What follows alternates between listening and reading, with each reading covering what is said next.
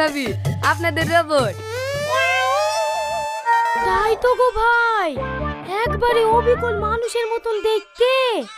আমি তো আপনাদেরকে আগে বলেছি একবার মানুষের মতন দেখ। কি ব্যাপার, আমি তুই রোবট অর্ডার দিইনি, ভুলে পাঠিয়েছে নাকি? আমাদের রোবট খুব পছন্দ হয়েছে। এই লাও ভাই, তোমার 50 লাখ টাকা চেক। চুলগুলো তো একবারে মানুষের মতন। বলছি ভাই, এইটা অন হবে কি করি?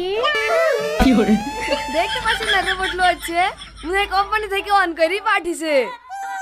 ও বাপ রোবট, তুমি উকুন তুলতে পারো তো?